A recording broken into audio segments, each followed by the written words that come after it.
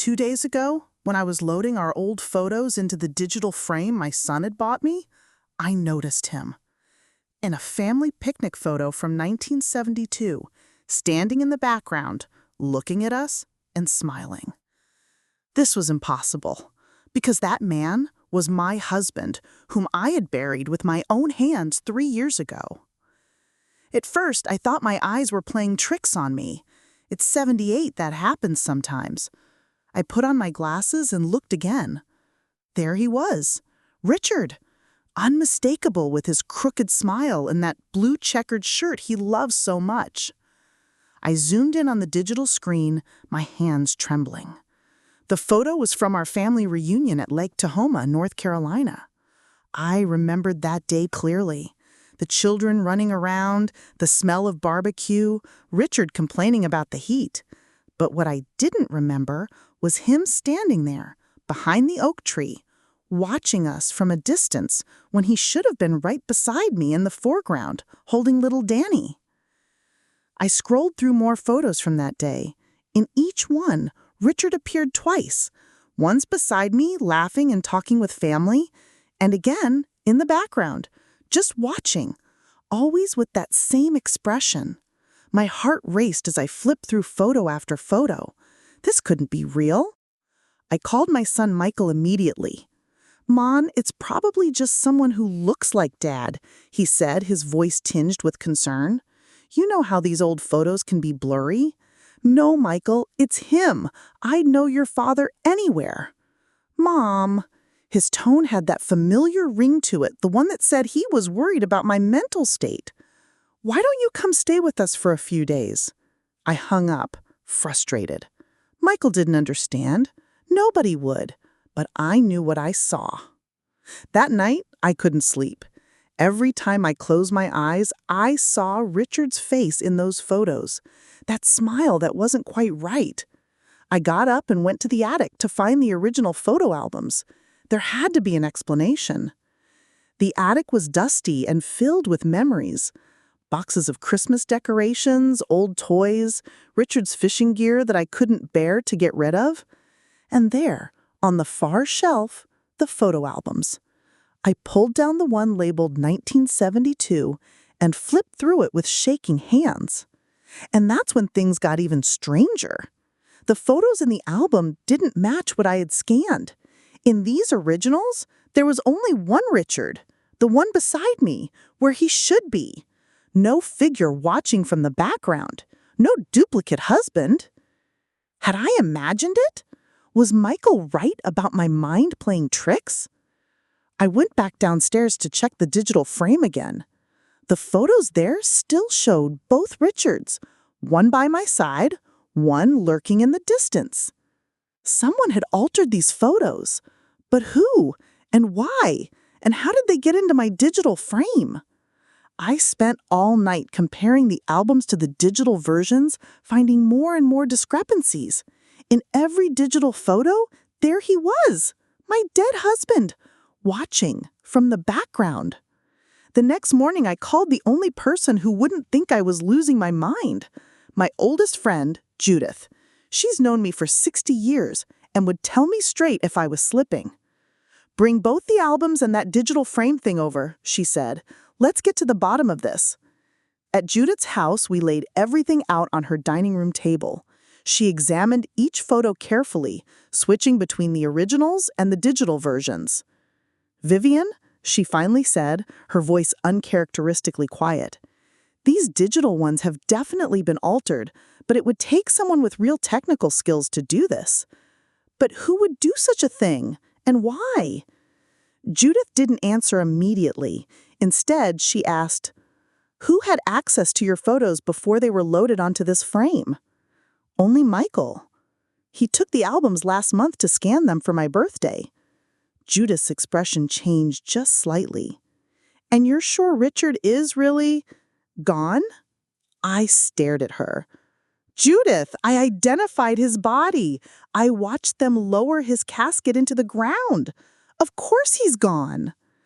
But as I drove home, a terrible thought began to form in my mind. What if what I saw in the morgue wasn't really Richard? What if there had been some mistake? No, that was impossible. I was letting my imagination run wild. When I got home, there was a voicemail from Michael. "Mom, I'm coming over tomorrow. We need to talk about Dad." A chill ran through me. What did Michael know about this? I was about to call him back when I noticed something on my kitchen table that made my blood freeze. A Polaroid photo that hadn't been there when I left. A new photo, taken today, showing my empty kitchen. And there in the corner, reflected in the microwave door, was Richard, watching. I looked up at the microwave. There was no reflection now, but I was no longer alone in this house. And I needed to find out why my dead husband was trying to tell me something. I didn't sleep that night. How could I, knowing he might be watching? I sat in my living room chair with all the lights on, clutching my old aluminum baseball bat, the one I kept by my bed since Richard died. Every creak of the house, every whisper of wind outside had me flinching. By morning, exhaustion had overtaken fear. I must have dozed off because I woke to the sound of my doorbell. Michael stood on the porch, looking worried. "Jesus, Mom," he said when I opened the door. "You look terrible." I didn't bother with pleasantries. "Michael, I need to know the truth about your father." His face changed. Just a flicker, but I caught it. Guilt. He knew something. "Let's sit down," he said, guiding me to the kitchen table. The Polaroid was gone. Had I imagined that too? Michael took a deep breath. "Mom, there's something I need to tell you about Dad. About the accident. 3 years ago, Richard had died in a car crash coming home from his weekly poker game. At least, that's what I was told. The car had caught fire and identification had been difficult. But I'd recognized his wedding ring, his watch I'd given Richard on our 30th anniversary. "It wasn't an accident," Michael said, his voice barely above a whisper. My heart seemed to stop. "What are you saying?" "Dad was involved with some people. Dangerous people. He owed them money. A lot of money. The room seemed to tilt. Your father didn't gamble beyond his weekly game. He was a high school science teacher, for God's sakes." Michael wouldn't meet my eyes. "The poker games were just a cover. He was in deep with loan sharks. He'd been stealing from them." I shook my head. This couldn't be Richard, the man I'd been married to for 40 years. No, I would have known. He kept it from everyone, even me, until the end, when he needed help. Help with what? Michael looked at me, finally. Disappearing. The word hung in the air between us. Disappearing. Not dying. The body? It wasn't him? Michael shook his head. The FBI helped arrange it. Witness protection. The fire was convenient, made identification questionable. The personal items were planted. My mind raced back to the morgue, to that charred body I could barely look at. The coroner pointing out the wedding ring, the watch I'd given Richard on our 30th anniversary. All staged. You let me think he was dead for 3 years? My voice rose with each word. How could you? It was the only way to keep both of you safe. They would have killed him, and maybe you too. I couldn't risk losing both my parents. Where is he now? I demanded. Mom, I can't tell you that. It's for your own protection. I slammed my hand on the table. Don't you dare patronize me. Michael David Wilson, my husband, is alive, and you've been lying to me for 3 years. I deserve to know where he is. Michael flinched at my tone. He hadn't heard it since he was caught joyriding at 16. Arizona, he finally said. Or at least that's the last I heard. He moves around. And the photos? The ones you scanned? His brow furrowed. What about them? I grabbed the digital frame and showed him the images with Richard watching from the background. The color drained from Michael's face. Mom, I didn't do this. I scanned the original photos exactly as they were. There was no second dad in them. Now it was my turn to be confused, but Judith and I both saw them. He's there in every one. Show me. I clicked through the photos again, but now they were normal. Just like the originals. No Richard watching from the shadows. I swear they were different yesterday. I insisted, feeling slightly crazed. Michael took my hand. Mom, maybe you should lie down. This is a lot to process. I pulled away. I'm not imagining things. I didn't say you were, but finding out Dad is alive after all this time, it's a shock. I let him guide me to the sofa, my mind spinning. Richard was alive, somewhere in Arizona, living a new life without me. And someone, or something, had altered those photos to let me know. But when Michael left, promising to return tomorrow, I checked the digital frame again. The double images were back. Richard watching from the background in every single photo. And now I understood. This wasn't some ghost or hallucination. Richard was trying to contact me. He was watching me right now. I looked up at the empty room. Richard, I said to the silent house, if you can hear me, I'm coming to find you. As if in response, the digital frame flickered, then showed a single image, not one I had scanned, a desert highway with a sign, "Welcome to Sedona." I've never been impulsive. 60 years of teaching elementary school had instilled in me a habit of careful planning. But the next morning, I found myself booking a one-way ticket to Phoenix. I didn't tell Michael. I didn't tell anyone except Judith, who promised to feed my cat and gave me her niece's old smartphone in case you need to look anything up. The flight to Arizona was the first time I'd flown alone since Richard and I went to Hawaii for our 40th anniversary. As the plane descended over the red desert landscape, I wondered if I had lost my mind, chasing after a husband who had faked his death at my age? But the alternative, sitting at home, knowing Richard was out there somewhere, was unthinkable. I rented a car at the airport, a process that made me miss Richard's patient handling of such details. The young woman at the counter looked doubtful when I presented my license. "When was the last time you drove, ma'am?" "Yesterday," I said firmly, though it had actually been months. Richard had always preferred to drive. The GPS guided me out of Phoenix and toward Sedona. 2 hours later, I pulled into a modest motel on the outskirts of town. My back ached and doubts had begun to creep in. How exactly did I plan to find one man in an entire city? A man who didn't want to be found. In my room, I unpacked the few things I'd brought: clothes, medications, and the digital picture frame. I plugged it in, hoping for another clue. For hours, nothing happened, just the same altered photos cycling through. I was about to give up when the frame flickered again, then showed a new image, a diner called Red Rock Cafe, with a street address visible on its awning. My heart pounded. This was real. Richard was communicating with me. The next morning, I found the diner easily, a small place with large windows offering views of the stunning red cliffs surrounding Sedona. I took a seat at the counter, ordered coffee, and waited. For what, I wasn't sure. An hour passed, then another.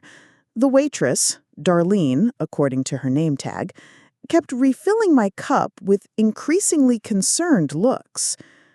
"Waiting for someone, honey?" "My husband," I replied, then added, "We're meeting here." Darlene smiled. "Well, men are always late, aren't they? Even after 50 years, my Earl can't tell time worth a damn." I smiled back, grateful for the casual conversation. "How did you know I've been married that long?" "Oh, I can always tell the long-timers. There's a certain patience you develop." She leaned closer. Plus, you've been twisting your wedding ring for the past 2 hours. I looked down at my hands, surprised. I was still wearing my wedding ring even after 3 years of believing I was a widow. What's his name? Your husband? Richard. Richard Wilson. The name felt strange on my tongue after so long. Darlene's expression changed, just slightly. Recognition. You know him, I said, not a question. She hesitated. I shouldn't. Please, I said, taking her hand. I've come all the way from North Carolina. It's important.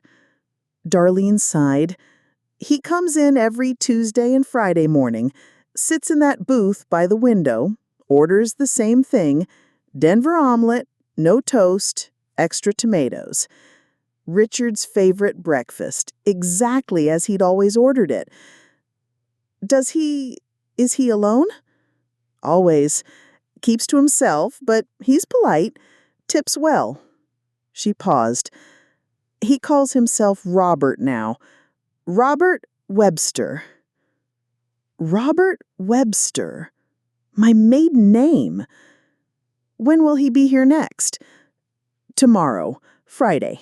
Usually comes in around 8:30. I thanked her, left a generous tip, and went back to my motel. That night I barely slept, my mind racing with questions. What would I say to him? Would he be angry that I'd found him? Would he even acknowledge me? Friday morning, I arrived at the diner at 8 a.m. and took a seat in a booth with a view of the entrance. I had dressed carefully in the blue dress Richard had always liked, applied makeup for the first time in months, even put on the pearl earrings he'd given me for our 25th anniversary. At exactly 8:27, the bell above the door jingled, and there he was. Richard, my husband, alive. He looked older, thinner. His hair had gone completely white, and he wore glasses I didn't recognize. But it was him, the way he moved, the slight hunch of his shoulders, unmistakable. He didn't see me at first, heading straight for his usual booth. Darlene caught his eye and subtly nodded in my direction. Richard turned. Our eyes met across the diner. His widened in shock, color draining from his face. For a long moment, neither of us moved. Then, slowly, he walked to my booth and slid in across from me. "Vivian," he said, his voice exactly as I remembered it. "You came here. How did you find me?" I took a deep breath. "You led me here, Richard, through the photos." Confusion crossed his face. "What photos?" Before I could explain, he reached across the table and took my hands in his. They felt the same. Those long fingers, the callus on his right thumb from years of grading papers. "You shouldn't be here," he whispered. "It's not safe." "I don't care," I said, surprised by my own fierceness. "You let me think you were dead." Pain flashed in his eyes. "I never wanted to hurt you." Is there someone else?" "No," he said quickly. "There could never be. You're my wife, the only woman I've ever loved." For the first time since seeing those altered photos, I felt something besides fear or anger. Hope. "Then come home," I said. "Whatever trouble you're in, we'll face it together, like we always have." Richard opened his mouth to reply, but his gaze suddenly shifted to something over my shoulder. His expression changed to one of pure terror. "We need to leave," he said urgently. "Now." I turned to look. Through the window, I saw a black SUV pulling up outside the diner. 2 men in dark suits emerged. "The back door," Richard said, pulling me up. "Quickly." As we rushed through the kitchen, ignoring the startled cooks, I realized with sudden clarity that whatever danger Richard had been hiding from was now a danger to us both, and I had led them straight to him. Richard gripped my hand tightly as we ran through the alley behind the diner. Despite his age, he moved with the urgency of a much younger man, pulling me along when I struggled to keep up. "My car," I gasped. "It's in the lot." "We can't risk it," he said. "They might be watching it already." He led me to an old blue pickup truck parked behind a neighboring store. To my surprise, he pulled out keys and unlocked it. "You have a truck?" "Get in," was his only response. As we pulled away, I caught sight of the two men from the SUV entering the back of the diner. Richard drove with tense concentration, checking the rearview mirror every few seconds. "Who are they, Richard?" "Collectors," he said grimly. "They work for a man named Vance. I owed him money, and when I couldn't pay, I borrowed it from his safe. It was stupid. But my student was in trouble. They were going to hurt his family." "How much did you take?" $200,000. I gasped. "Richard!" I know, but I had a plan to put it back. There was this investment opportunity. It doesn't matter. It fell through, and then they were coming after me." We drove into the desert, the red rock formations of Sedona growing smaller behind us. Eventually, Richard turned onto a dirt road that wound up into the hills. After about 15 minutes, a small cabin came into view, partially hidden among pine trees. "This is where you've been living?" I asked as we went inside. It was sparse. Just one room with a kitchenette, a bed, a small table with a laptop, and bookshelves overflowing with paperbacks. So different from our cozy colonial in Charlotte. "It's not much," Richard admitted, "but it's been manageable." "For 3 years?" I said, the reality of his choice still stinging. "Well, I thought you were dead." Richard sank on the edge of the bed, suddenly looking every one of his 76 years. "I never wanted this, Viv. The FBI said it was the only way. Make a clean break, let everyone believe I was gone. Vance would stop looking, and you'd be safe." "The FBI? Michael mentioned them too. Are you some kind of informant?" He nodded. "They've been building a case against Vance for years. They needed my testimony. And the photos, the ones on my digital frame." Richard looked genuinely confused. "I don't know anything about that." I pulled out my phone, Judith's niece's phone, and showed him the pictures I had taken of the altered images. Richard stared at them bewildered. "This wasn't me, Viv, I swear." "Then who? Who else knew you were alive?" "Just Michael and the FBI agents assigned to my case." He paused. "Agent Delgado is my handler. He checks in every week." A cold feeling settled in my stomach. When was he supposed to check in next? Yesterday. He didn't show. The implications hung in the air between us. If Richard's FBI handler had disappeared, as if reading my thoughts, Richard stood up. "We need to call him now." He pulled out a prepaid cell phone from a drawer and dialed. After a moment, his face grew more concerned. "Voicemail. That's not like him." "Richard," I said slowly, "how did those men know to look for you at the diner?" He shook his head. "I don't know. I've been careful. Same routine for 3 years, no contact with anyone from my old life, except Michael, and even that was through Delgado." A horrible thought occurred to me. My phone! The one Judith's niece gave me. What if it's being tracked? Richard's eyes widened. "Give it to me." He took the phone, removed the battery, and placed both under a cast iron skillet on the stove. "That won't block the signal completely, but it might help," he said. "We need to move. They could be already on their way." "Where can we go?" "I have a backup location. Another cabin, about 3 hours north, more remote." As Richard quickly packed a small bag, I noticed a framed photo on his bedside cable, the only personal item in the sparse room. It was us, on our 45th anniversary, standing on the beach in Maui. I was wearing a flowered sundress, and Richard had his arm around my waist. We looked happy.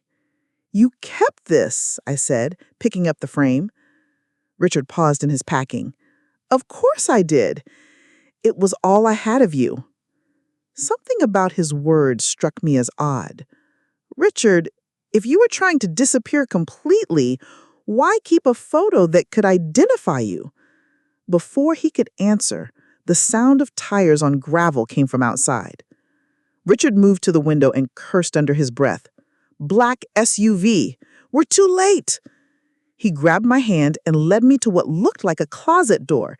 Inside was a small space with an old metal trapdoor in the floor.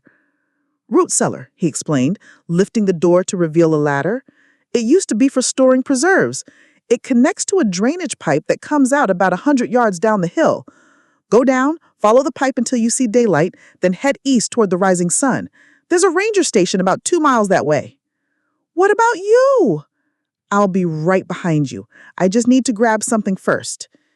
I knew he was lying. I could see it in his eyes. The same look he had when he told me everything would be fine after his cancer diagnosis 10 years ago. "I'm not leaving you," I said firmly. "Vivian, please." A loud bang interrupted him. Someone pounding on the front door. "Webster, we know you're in there. Come out and maybe we don't hurt the old lady." Richard's face went pale. "How do they know about you?" Another horrible realization hit me. "The diner, the waitress, Darlene. She recognized your name when I mentioned it." "Darlene?" Richard looked confused. "She's worked there for years. She's always been kind to me." "Kind enough to earn your trust," I said. "What if she's been watching you for them all along, waiting for you to make contact with someone from your old life?" The pounding came again, more insistent. "Last chance, Webster. We just want to talk." Richard's expression hardened. "Get in the cellar, Viv, please." "Not without you." He cupped my face in his hands, looking into my eyes with an intensity that took my breath away.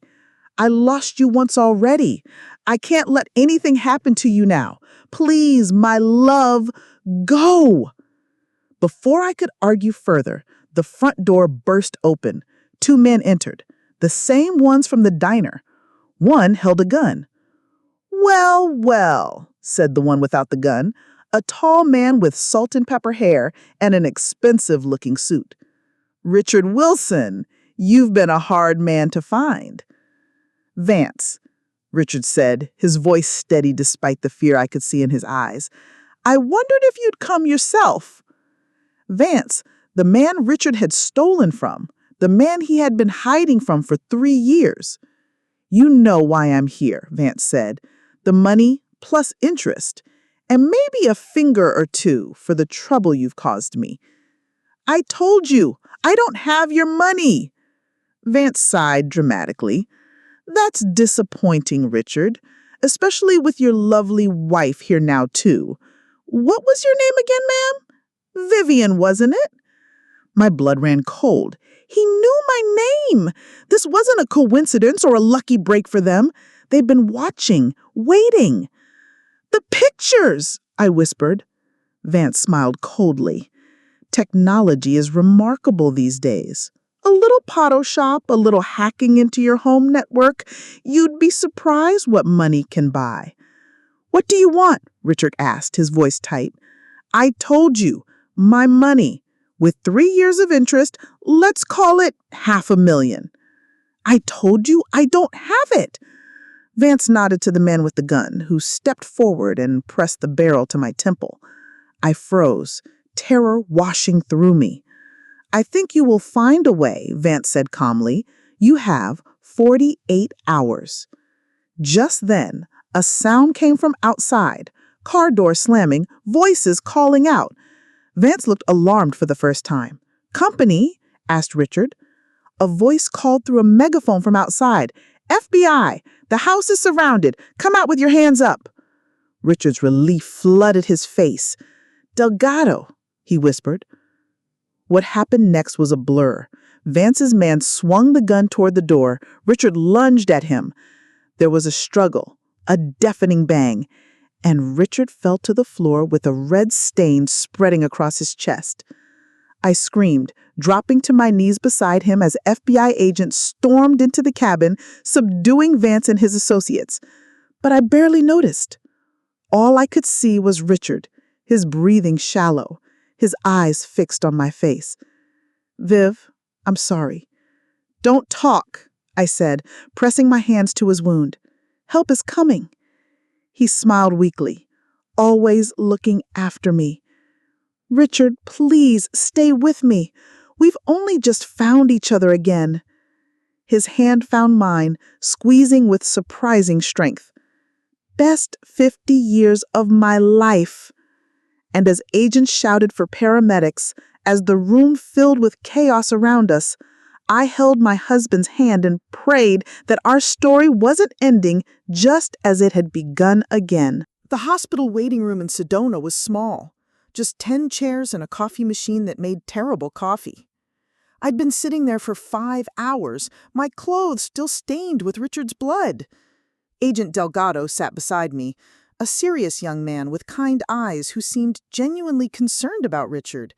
He'd been explaining everything, how they'd been building a case against Vance for years, how Richard's testimony was crucial. "When we missed our check-in, I knew something was wrong," he said. "Then we intercepted communications that Vance himself was heading to Sedona. We got here as fast as we could." "Not fast enough," I said, the words sharper than I'd intended. Delgado didn't flinch. "No, not fast enough. I'm sorry, Mrs. Wilson." We fell silent again, waiting for news. Michael was on his way, catching the first flight from Charlotte. I still hadn't decided if I would forgive him for his part in this deception. Finally, a doctor appeared, a woman in her 40s with tired eyes and surgical scrubs. "Mrs. Wilson," she said, approaching me, "your husband is out of surgery." "Is he—" I couldn't finish the question. "He's stable. The bullet missed his heart, but damaged his left lung and nicked an artery. He lost a lot of blood, and at his age, recovery will be challenging, but he's fighting." Relief made my knees weak. "Can I see him?" "He's in recovery now. Once we move him to ICU, you can visit briefly." 2 more hours passed before a nurse came to escort me to Richard's room. Nothing could have prepared me for the sight of him. My strong, vibrant husband lying unconscious, connected to tubes and monitors, his face ashen beneath the breathing mask. I took his hand, careful not to disturb the IV. "I'm here, Richard," I whispered. "I'm not going anywhere." Whether it was my imagination or not, I thought I felt a slight pressure as his fingers twitched against mine. For 3 days, I barely left his side. Michael arrived, tearful and apologetic. I couldn't bring myself to discuss his deception yet. Instead, we took shifts sitting with Richard, who drifted in and out of consciousness. On the 4th day, Richard opened his eyes while I was alone with him, reading aloud from one of his favorite mystery novels. "Viv?" His voice was barely audible, raspy from the breathing tube that had been removed the day before. I set the book down, reaching for his hand. "I'm here." "Not a dream," he murmured. "No, not a dream. I'm really here." Tears filled my eyes. "You gave me quite a scare, Richard Wilson." A ghost of a smile touched his lips. "Sorry about that." "You should be. Faking your death, hiding in Arizona, getting yourself shot. You've put me through quite an ordeal." His eyes, though clouded with pain, held mine. "Worth it, to see you again." I leaned forward, gently kissing his forehead. "You don't dare leave me again, you hear? Not after I've come all this way to find you." He nodded slightly, then winced at the movement. "Promise." The next few weeks were a roller coaster. Richard developed pneumonia, a common but dangerous complication after chest surgery, especially for someone his age. There were nights when I sat beside his bed, listening to his labored breathing, terrified that after finding him again, I might truly lose him this time. But Richard was stubborn, always had been. Slowly, he improved. The doctor spoke cautiously of recovery, of rehabilitation. Agent Delgado visited regularly, updating us on the case against Vance. They had more than enough evidence now, he assured us. Vance would be going away for a long time. Richard would need to testify eventually, but that was months away. What happens then? I asked one afternoon as Richard slept. That depends, Delgado said. Witness protection is still an option. New identities, a new location. Together this time, I said firmly. Wherever he goes, I go. Delgado nodded. Of course. Though it might not be necessary. Once Vance is convicted, the immediate threat should be neutralized. Should be? I raised an eyebrow. There are always associates, family members, but with proper precautions, you might be able to resume something close to your old lives. Something close to our old lives.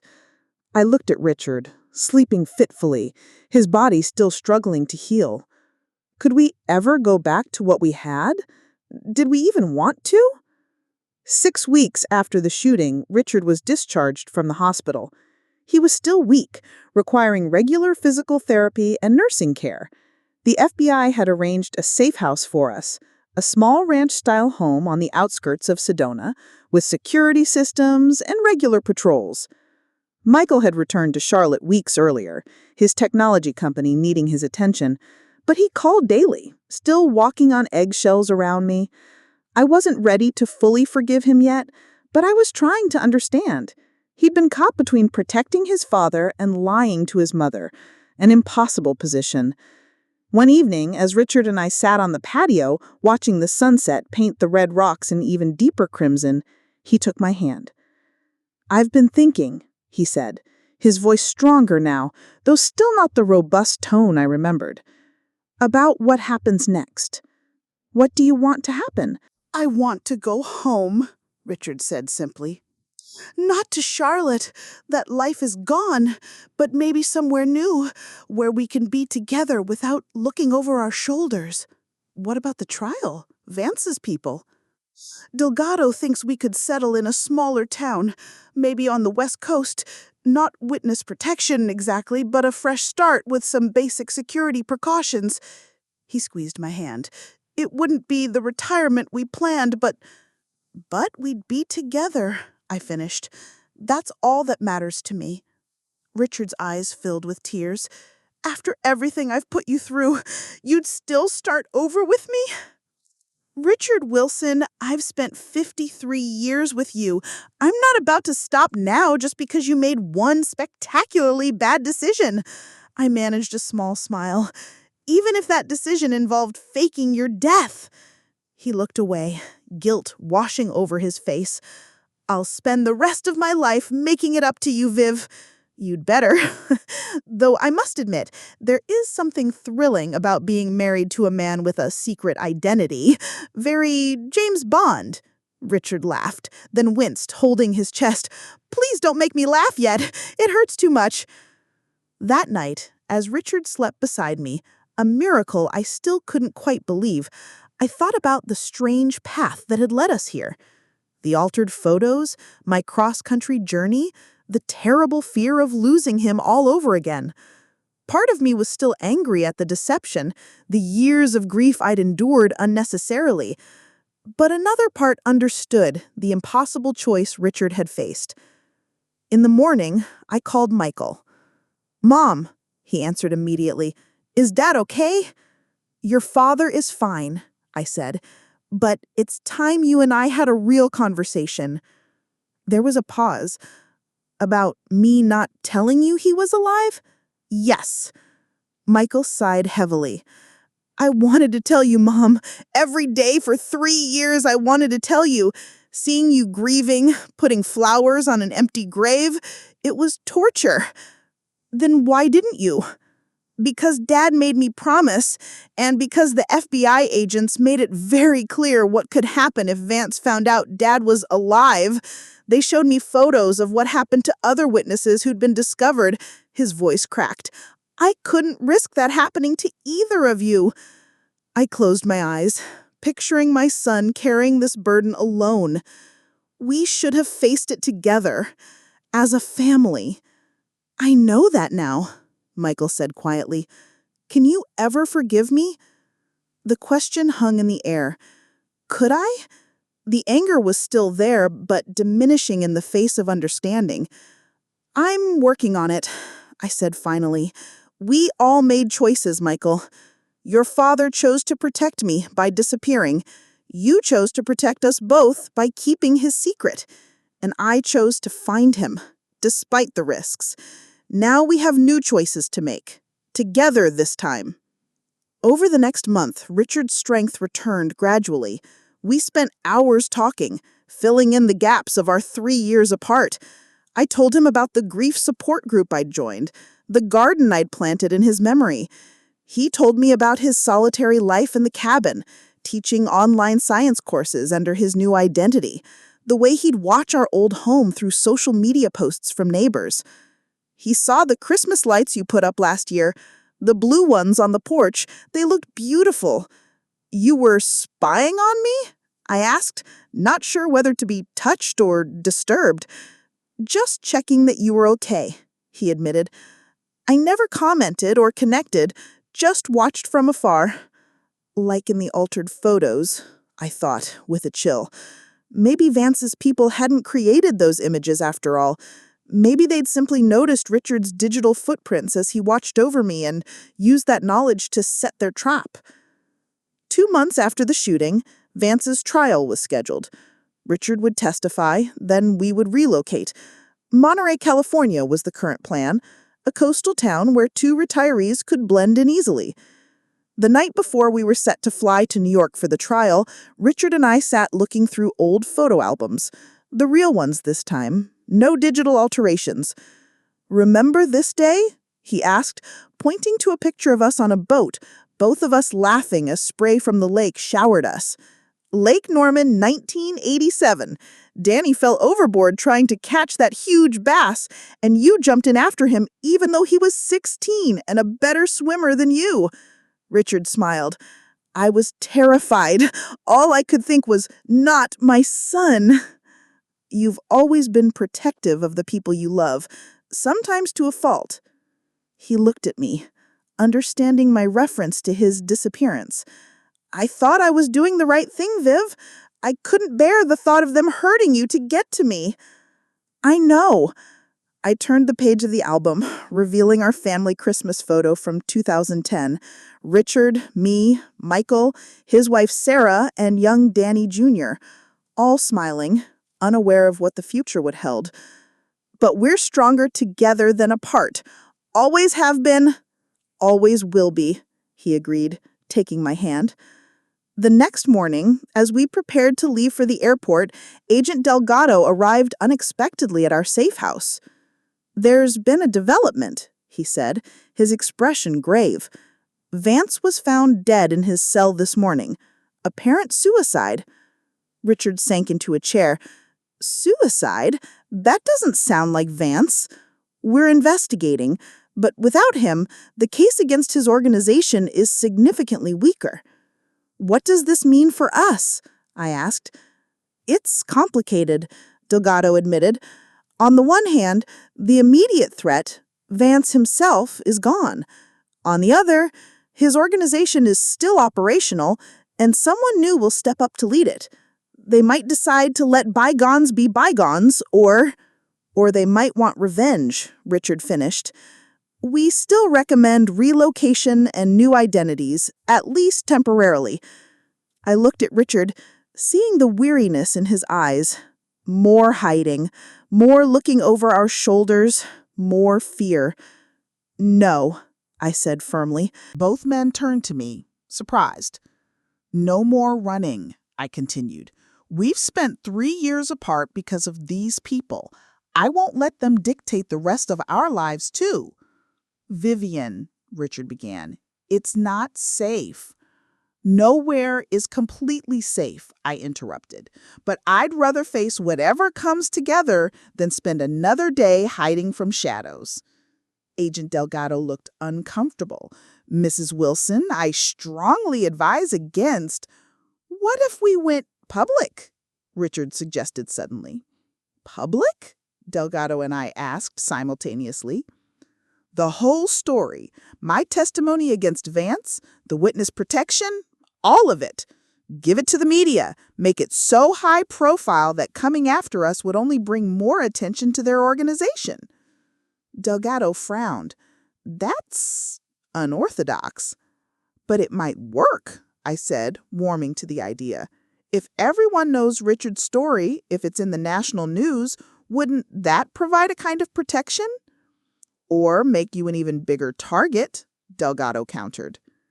"At least we'd be living on our terms, not theirs," Richard said.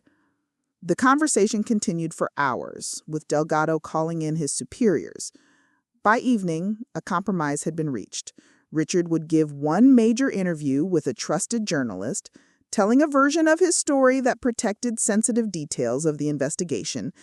We would relocate temporarily, but with the option to return to a more normal life after 6 months if the situation remained stable. 2 weeks later, we sat in a hotel suite in Washington, D.C., facing a veteran reporter from a major news network. Richard held my hand tightly as he told our story, the modified version approved by the FBI.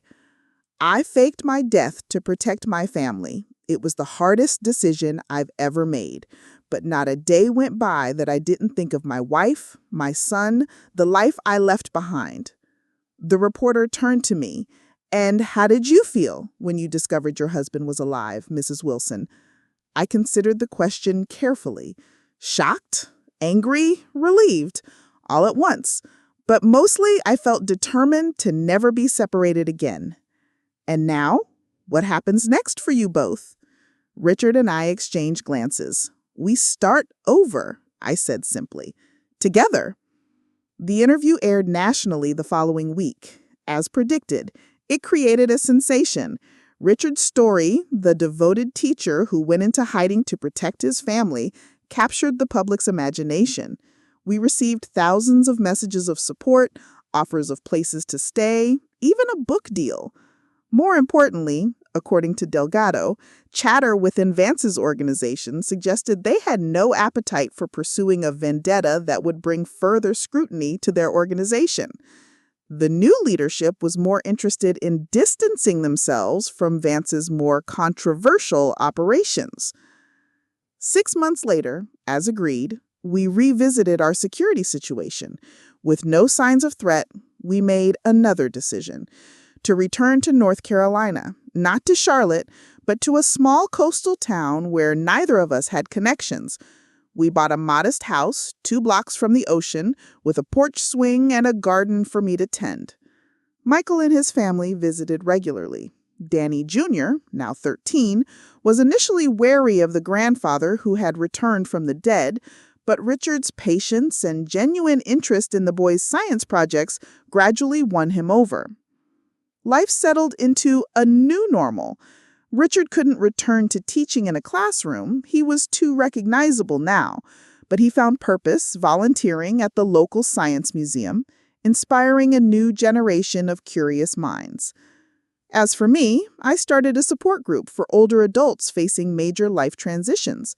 I never shared the full details of my own story, but the experience of losing and finding Richard had given me insights into resilience that seemed to help others.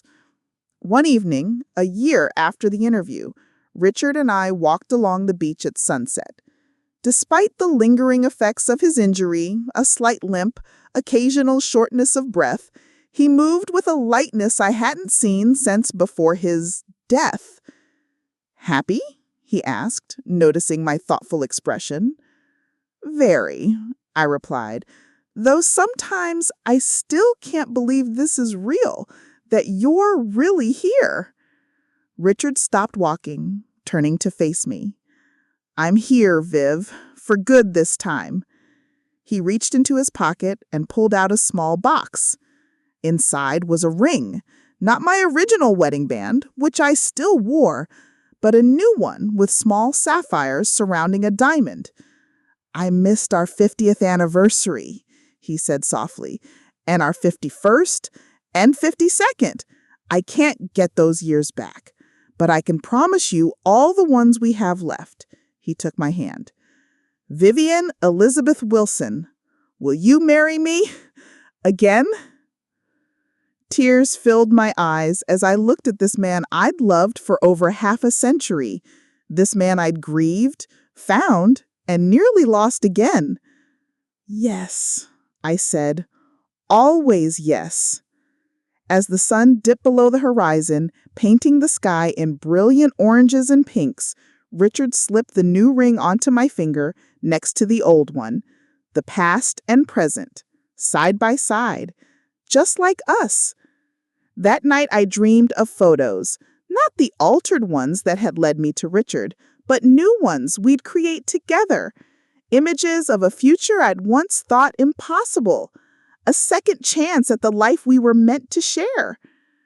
And in the morning, when I woke to find Richard beside me, I said a silent prayer of gratitude for the mysterious stranger in the photographs who had turned out to be my husband all along. Both men turned to me, surprised.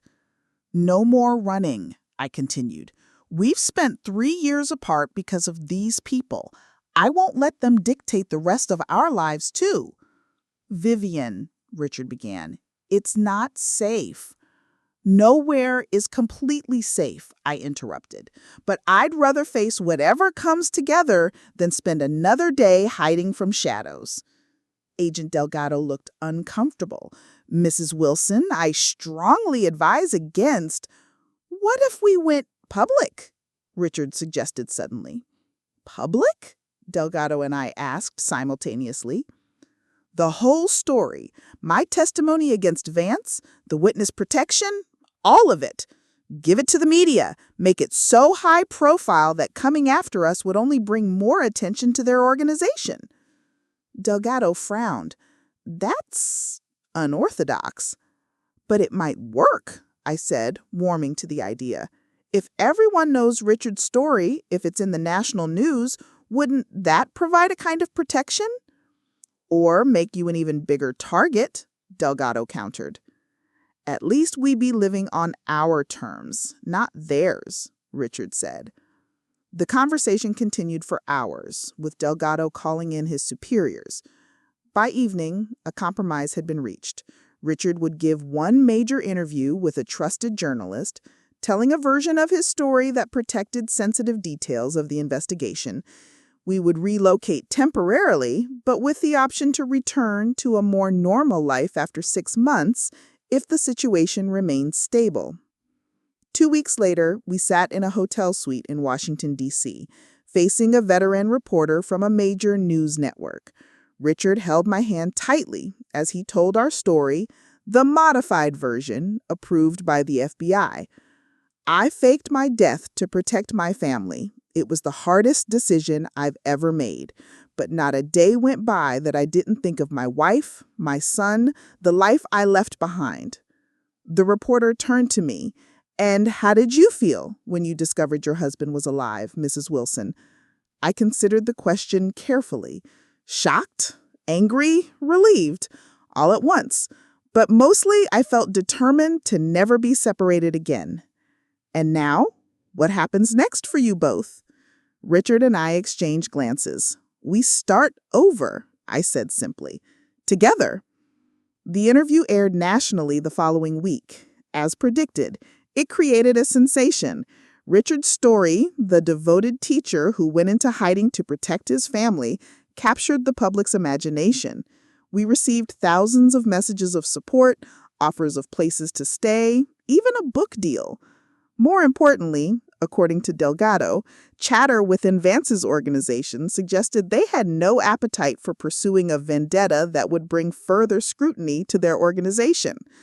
The new leadership was more interested in distancing themselves from Vance's more controversial operations. 6 months later, as agreed, we revisited our security situation. With no signs of threat, we made another decision to return to North Carolina, not to Charlotte, but to a small coastal town where neither of us had connections. We bought a modest house 2 blocks from the ocean with a porch swing and a garden for me to tend. Michael and his family visited regularly. Danny Jr., now 13, was initially wary of the grandfather who had returned from the dead, but Richard's patience and genuine interest in the boy's science projects gradually won him over. Life settled into a new normal. Richard couldn't return to teaching in a classroom. He was too recognizable now, but he found purpose volunteering at the local science museum, inspiring a new generation of curious minds. As for me, I started a support group for older adults facing major life transitions. I never shared the full details of my own story, but the experience of losing and finding Richard had given me insights into resilience that seemed to help others. One evening, a year after the interview, Richard and I walked along the beach at sunset.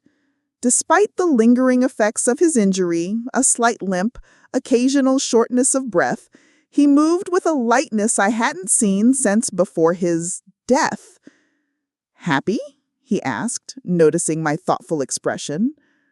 "Very," I replied, "though sometimes I still can't believe this is real, that you're really here." Richard stopped walking, turning to face me. "I'm here, Viv, for good this time." He reached into his pocket and pulled out a small box. Inside was a ring, not my original wedding band, which I still wore, but a new one with small sapphires surrounding a diamond.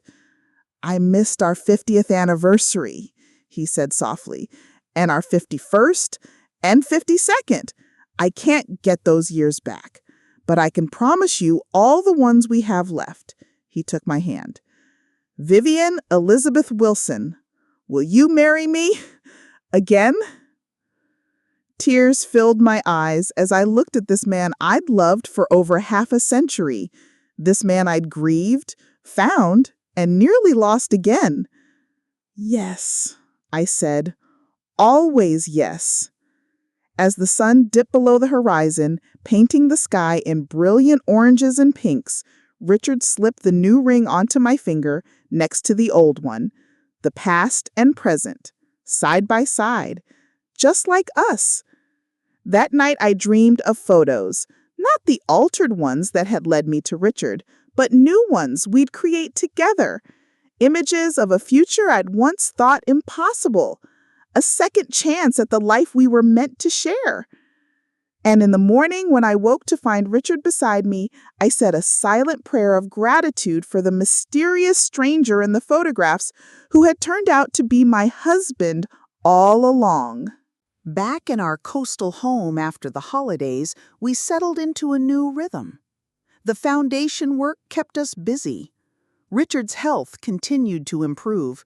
We traveled, cautiously at first, then with growing confidence. Alaska, where we watched the northern lights dance across the sky. Hawaii, returning to the beach where we'd celebrated our 45th anniversary. Time, which had once seemed so cruelly truncated by Richard's death, now stretched before us like a gift. Finite, yes, but no longer stolen from us.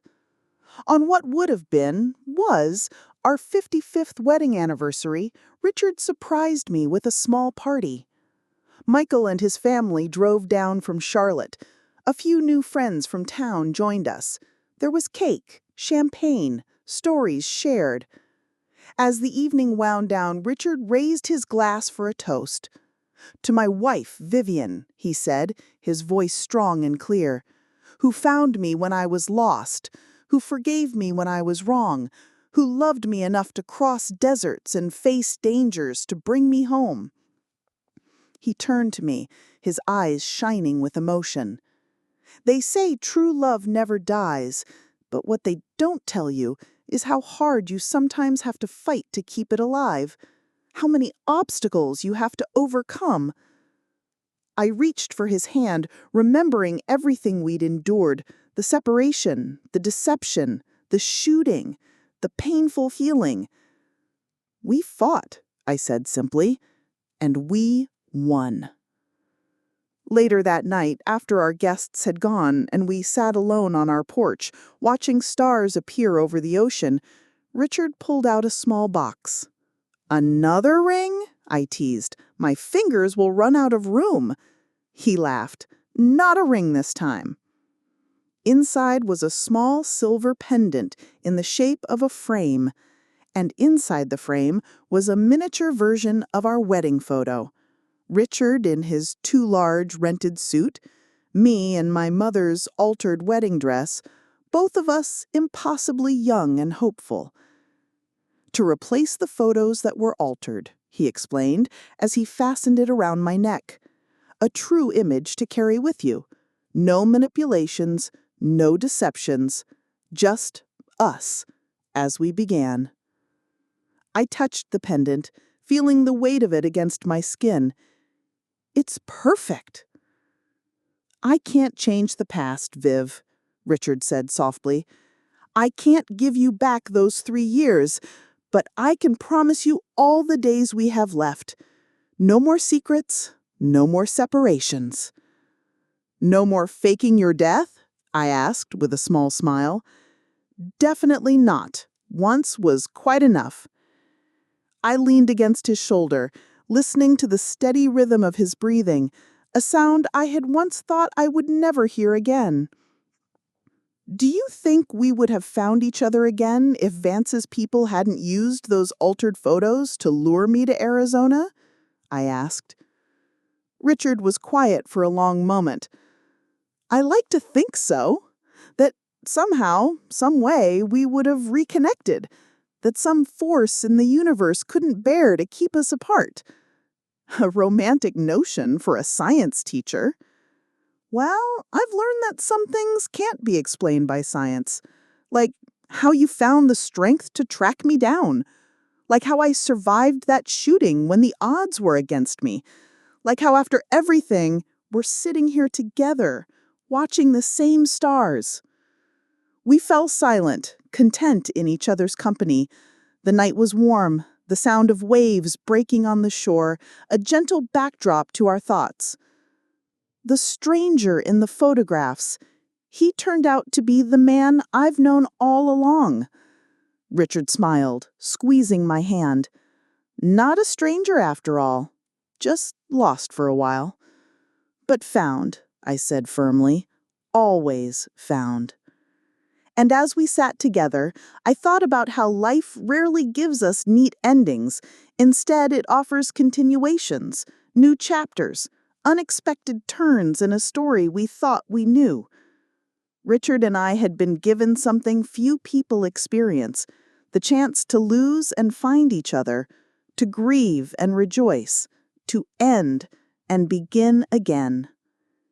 It wasn't the life we had planned, but sitting there under the stars, his hand in mine, I knew it was the life we were meant to have. Our story, complicated, imperfect, and entirely our own. Spring arrived with a profusion of wildflowers in the small garden I'd planted behind our house. Richard had built me a bench beneath the flowering dogwood tree, and I often sat there in the mornings, coffee in hand, watching butterflies flit among the blooms. On one such morning, I was surprised to see Danny Jr. walking up our garden path. At 14, he had shot up in height, all gangly limbs and uncertainty. "Danny, what are you doing here?" I exclaimed, rising to embrace him. "Does your father know you're here?"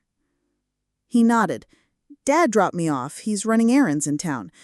I wanted to talk to Grandpa. Is he here?" "In his workshop," I said, gesturing toward the converted garage where Richard spent hours tinkering with old radios and building model airplanes. "He'll be thrilled to see you." Danny hesitated. "Actually, Grandma, could you come too? I want to talk to both of you." Curious, I followed him to the workshop. Richard looked up from his workbench, surprise and delight spreading across his face. "Danny, what a wonderful surprise!" After greetings and hugs, Danny perched nervously on a stool, fidgeting with a screwdriver from Richard's bench. "I have a school assignment. We're supposed to interview someone who's lived through something extraordinary and write an essay about resilience." Richard and I exchanged glances. "And you want to interview us?" I asked gently. Danny nodded. "If that's okay, about, everything that happened, with Grandpa disappearing and you finding him." Richard seemed hesitant. "Danny, that's a complicated story with some pretty adult themes. Are you sure that's appropriate for school?" "We don't have to include all the details about the bad guys and stuff, just the core of it. How you had to pretend to be dead to protect everyone, and how Grandma never gave up on finding the truth." He looked at us earnestly. "It's the most amazing story I know." Something in his expression, so open, so sincere, touched my heart. Our story, which had begun as a tragedy and become a media sensation, was also our grandson's inheritance, a tale of love and perseverance that might shape his understanding of what was possible in life. "I think it's a wonderful idea," I said, surprising both Danny and Richard. "But your grandfather and I need to talk about how much is appropriate to share. Maybe we can all have lunch and discuss it." Over sandwiches on the patio, we navigated the complex terrain of our story, deciding which elements were suitable for a 14-year-old school project and which were better left untold for now. Danny took notes, occasionally asking questions that revealed a maturity beyond his years. "Were you ever angry at Grandpa for making you think he was dead?" I considered the question carefully. Yes, I admitted, I was angry. I felt betrayed, even after I understood why he did it. "But you forgave him," Danny stated, more observation than question. "I did, because when you love someone for as long as I've loved your grandfather, forgiveness becomes part of the foundation of your relationship. Not forgetting, not pretending the hurt didn't happen, but choosing to move forward together despite it." Danny wrote something down, then turned to Richard.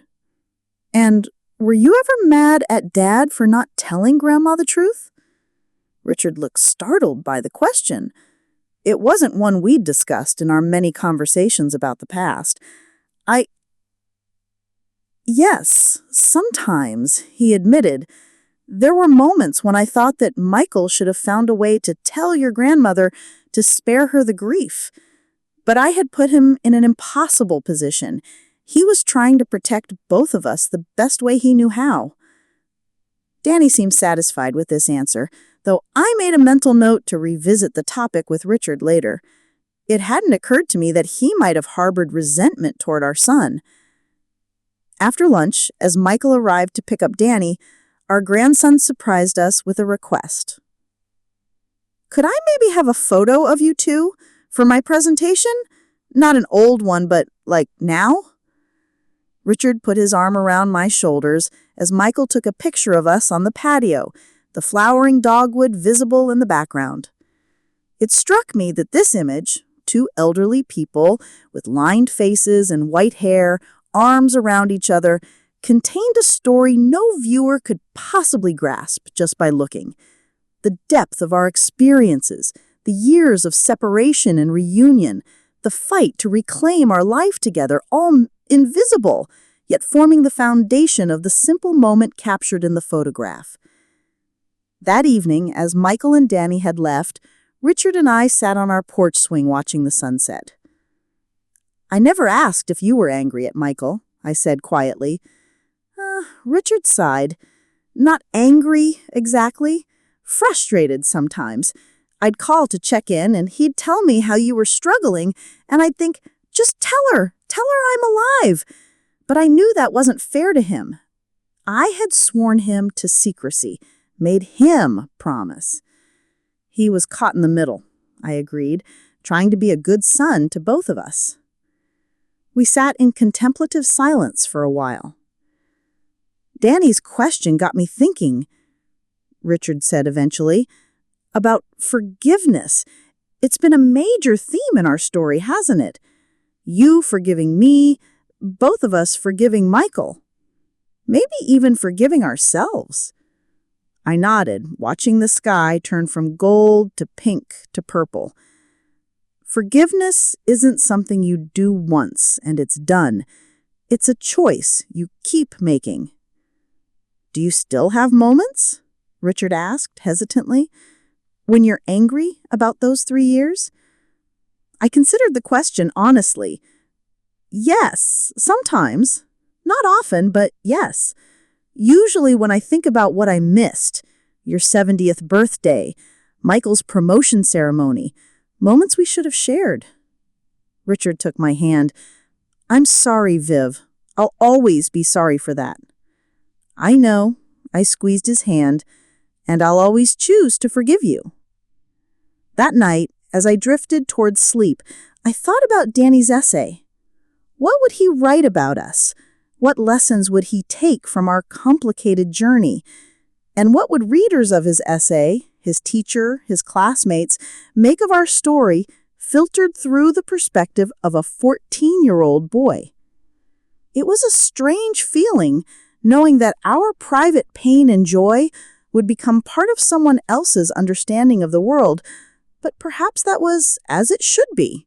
Perhaps our experiences, shared thoughtfully, could help others navigate their own challenges. 2 weeks later, Danny called, his voice excited. I got an A on my essay, and Mrs. Peterson wants me to submit it to a national student writing contest. That's wonderful, Danny, I said, genuinely pleased. What did your classmates think? They had tons of questions about you and Grandpa, about what it was like when you found out he was alive. Some of them thought it was like a movie. He paused. Is it okay if I email you a copy? I want you and Grandpa to read it. That evening, Richard and I sat side by side at our small desk, reading Danny's essay on his laptop screen. The title made me catch my breath. The Strangers in the Photographs, My Grandparents' Second Chance. Danny had woven together the facts we'd shared with his own observations and insights. He wrote about how people can become strangers to each other through secrets, separation, or change, and how love can help them rediscover each other. He described Richard's choice to disappear as both heroic and flawed, my search for the truth as both desperate and determined. Most surprisingly, he wrote about his own feelings, the confusion of learning his grandfather wasn't really dead, the initial distance he'd felt toward this stranger who had returned to their family, and the gradual process of building a relationship with Richard anew. When my grandfather died, Danny wrote in his conclusion, our family lost more than just him. We lost trust in each other because of the secrets we kept. When he came back, we had to learn how to be a family again. It wasn't easy, and it didn't happen right away. But watching my grandparents rebuild their relationship showed me that second chances are possible, even after the worst things happen. They became new people to each other, but they chose to love those new people just as much as they'd loved who they were before. By the time we finished reading, tears were streaming down my face. Richard put his arm around me, his own eyes damp. Out of the mouths of babes, he murmured. I said, he understood. He really understood what we went through, what we're still going through. He has your perceptiveness, he said with a small smile, and my scientific curiosity. Dangerous combination. I laughed through my tears. The next generation, carrying our story forward. That night, I dreamed of photographs. Not the altered ones that had led me to Richard, not our wedding portrait or family snapshots, but images yet to be taken. Danny graduating high school, then college, a career, perhaps a family of his own, and Richard and I growing older, but still together, still part of the unfolding story of our family. In the morning, I woke to find Richard already up, sitting on the edge of the bed, looking at something in his hands. It was the small pendant he'd given me, with our wedding photo inside the frame. "What are you thinking?" I asked, sitting up. "About time," he said thoughtfully, "how it stretches and compresses, how 55 years can feel both endless and too short." He looked at me, his eyes soft with emotion. "And how grateful I am for every moment we have now." I took the pendant from him, closed it gently, and placed it back around my neck, where it belonged. "Not strangers after all," I said, "just travelers who lost and found our way back to each other." Richard leaned forward and kissed me gently, and the journey continues. Outside our window, the morning sun illuminated the flowering dogwood in our garden, its white blossoms glowing against the blue spring sky. Another day in our second chance at life together. Another photograph waiting to be taken, another memory to create, another chapter in our extraordinary, ordinary story. The stranger in the photographs had turned out to be the man I'd always known. And together, we faced whatever came next, not as the people we had been, but as the people we had become through loss, reunion, and the ongoing choice to love each other anew each day. Summer arrived with a heat wave that left us grateful for the ocean breezes that cooled our coastal town. Richard and I developed a routine of early morning walks on the beach before the day grew too hot, often stopping to collect interesting shells or watch shorebirds darting along the water's edge. On one such morning, as we sat resting on a piece of driftwood, Richard's phone rang, an unusual occurrence so early. "It's Michael," he said, answering. His expression quickly changed from relaxed to concerned. "When? Is he all right?" I moved closer, trying to hear what was happening. Richard listened intently, asking occasional questions, then promised we'd come right away. "What's wrong?" I asked as he ended the call. "Tanny's in the hospital. Appendicitis. They're prepping him for surgery now." We hurried home to pack overnight bags, then drove the 3 hours to Charlotte, making better time than usual, with Richard pressing the speed limit in a way he normally wouldn't. By the time we reached the hospital, Danny was already in recovery. Michael met us in the waiting room, looking exhausted but relieved. Surgery went well, no complications. They caught it before it ruptured. "Thank goodness," I said, embracing our son. "Can we see him?" "Soon. He's still pretty groggy from the anesthesia." As we settled into the uncomfortable waiting room chairs, I noticed Michael watching Richard with an odd expression. "What is it?" Richard asked, catching the look. Michael hesitated. This is the first real family emergency since you've been back. I realized I'd gotten used to handling these things alone." A shadow crossed Richard's face. "I'm sorry I wasn't there for so many of them." "No, that's not what I meant," Michael said quickly. "I'm glad you're here, both of you. It's just strange how quickly life can snap back to normal, like there was never a gap." I understood what he meant.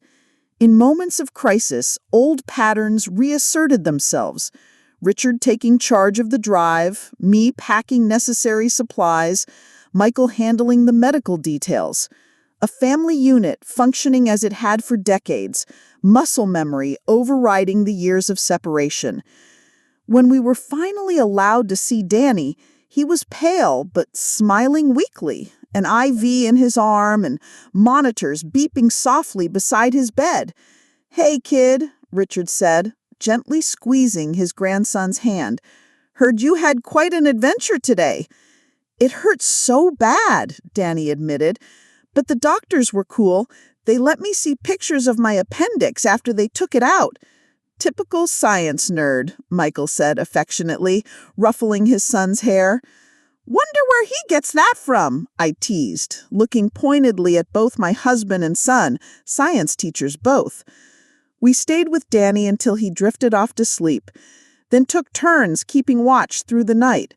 When my shift came, in the quiet hours before dawn, I sat beside his bed, watching his chest rise and fall, struck by how vulnerable he looked in sleep. The tough teenage facade was gone, revealing the child still present beneath. Richard joined me around 5, bringing coffee from the hospital cafeteria. "Couldn't sleep," he explained, handing me a cup. "Too many memories of hospitals."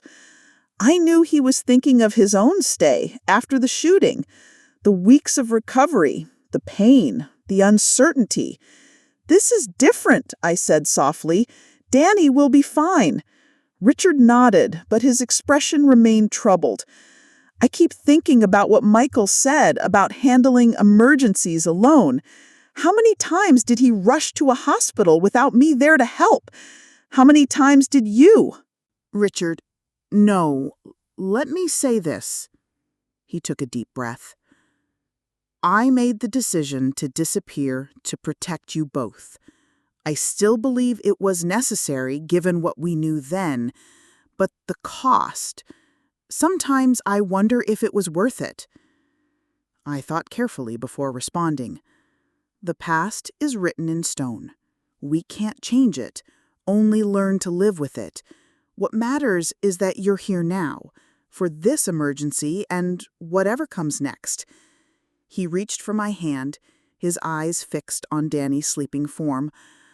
I just don't want to miss anything else. You won't, I assured him. We're together now. That's what counts. Danny was discharged the following afternoon with instructions for rest and follow-up care. Michael insisted we stay at his house rather than a hotel, and we agreed, though I suspected Richard was as apprehensive as I was about returning to our son's home. Our previous visit at Christmas had been carefully planned and structured. This unplanned stay felt more intimate, more potentially fraught. That evening, after Danny was settled comfortably on the living room couch with video games for distraction, Michael opened a bottle of wine and suggested we sit on the back porch. The summer night was warm, fireflies blinking in the garden Sarah had meticulously maintained.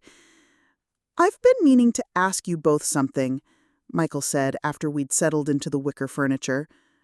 "Something important." Richard and I exchanged glances, sensing the serious turn in conversation. Danny's essay, it got me thinking about our family story, about how much of it isn't written down anywhere. "The book," Richard began, "covers the highlights for the public, but there's so much more. Details only you two know, feelings you've never shared. I want to understand, really understand what happened during those 3 years, for Danny's sake and for mine." I felt Richard tense beside me. We'd shared parts of our story, with the FBI, with the ghostwriter, with Danny for his essay, but never the full, unvarnished truth, with all its pain and complexity. "What exactly are you asking, Michael?" I said carefully.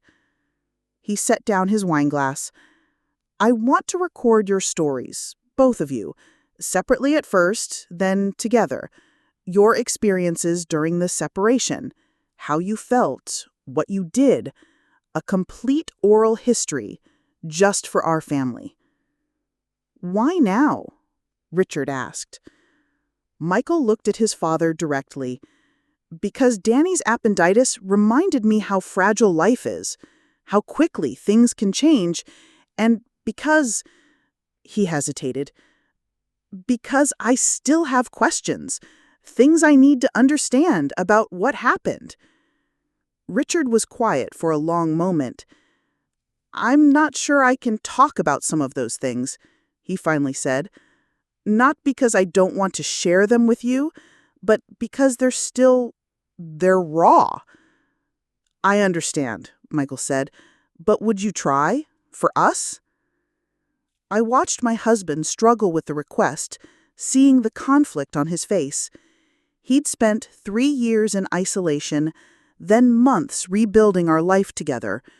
Revisiting the darkest period might reopen wounds still healing. I'll do it, I said, surprising both men. I think it's important for our family to have the complete story, however difficult it may be to tell. I turned to Richard, but only if you're comfortable too. Richard looked at me, then at our son. All right, he agreed quietly, but some parts may have to wait. Michael nodded, understanding. We'll go at your pace. No pressure. The next morning, while Danny rested and Richard helped Sarah with yard work, Michael set up recording equipment in the guest room where I was staying. Just talk naturally, he instructed, positioning a small microphone. Start wherever you want. I'll edit it all together later. Left alone with the blinking red light of the recorder, I took a deep breath and began. My name is Vivian Elizabeth Wilson. I'm 79 years old. This is the story of the 3 years I believed my husband was dead and how I discovered the truth. The words came more easily than I expected. I spoke about the shock of Richard's supposed death, the numbness of the funeral, the long nights alone in our too-empty house. I described the grief support group that had saved my sanity, the garden I'd planted to keep my hands busy when my mind wouldn't rest. I talked about the first time I noticed something strange in the digital photos, the figure watching from the background that I now knew had been digitally inserted to lure me to Arizona.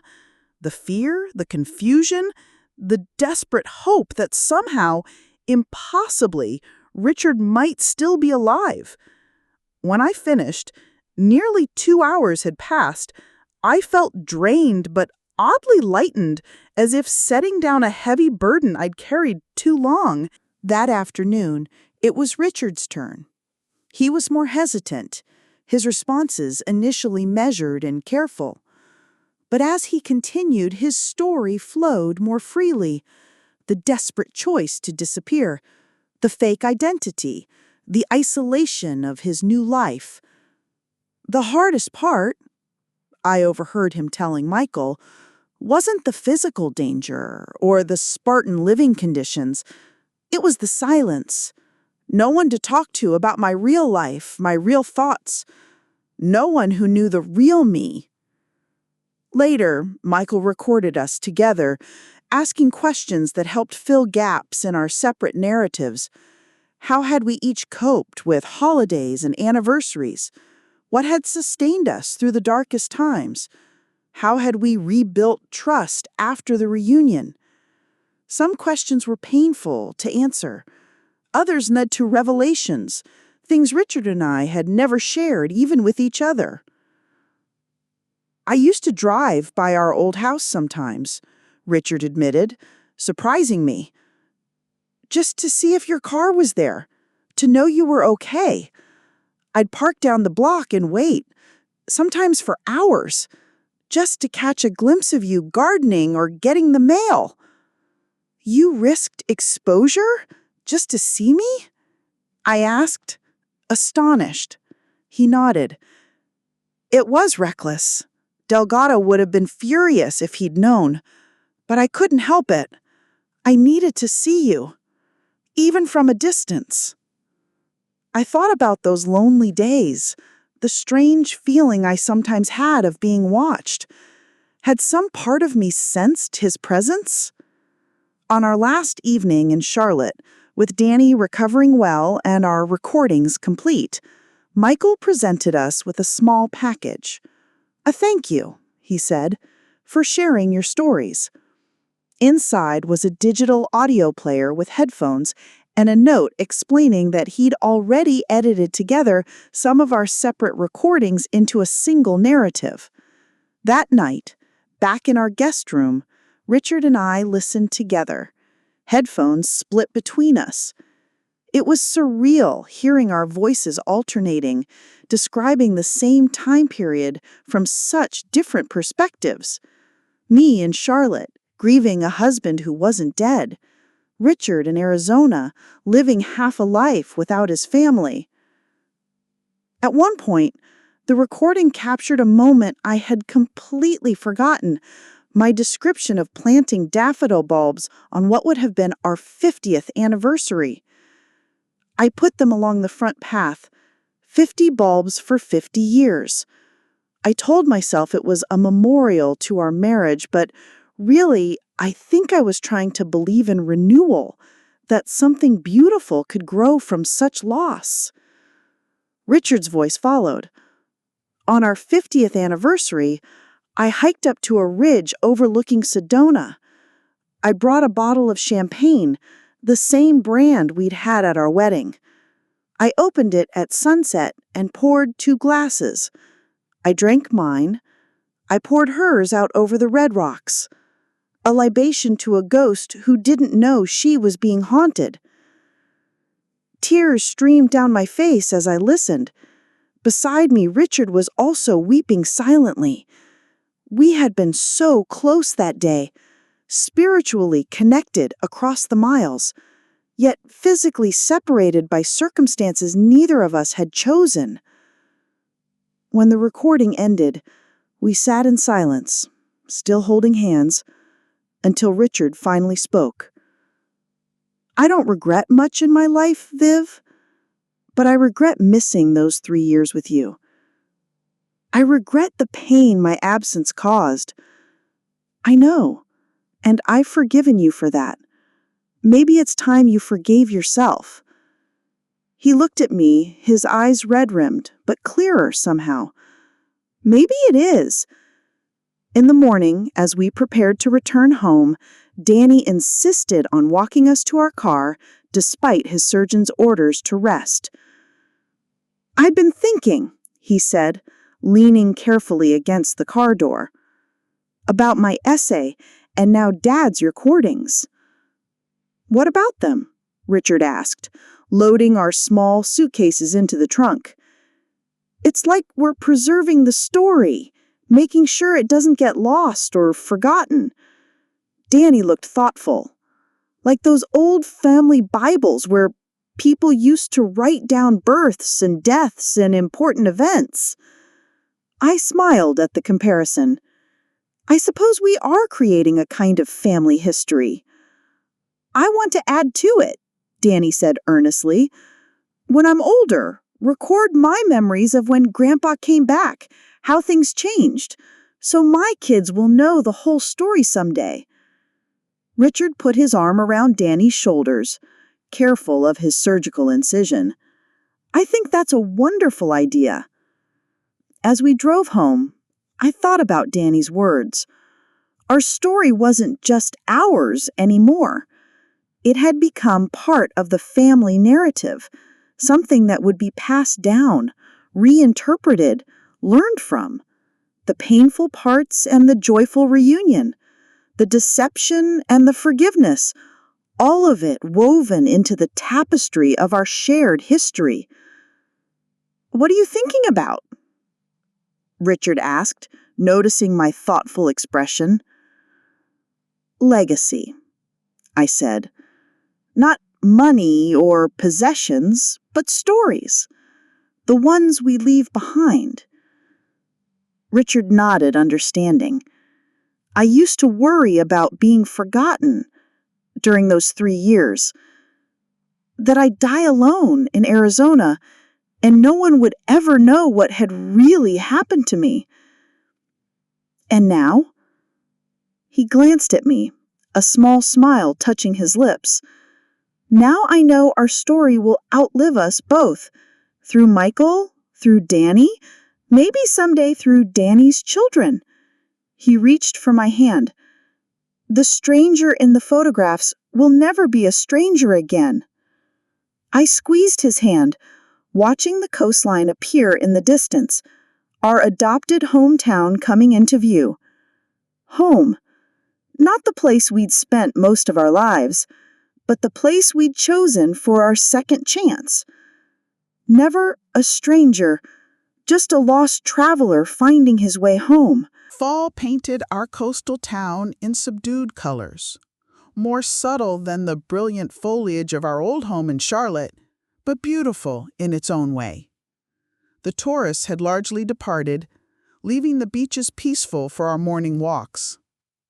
On one such morning, as we strolled along the shoreline collecting shells, Richard suddenly stopped, pressing his hand to his chest.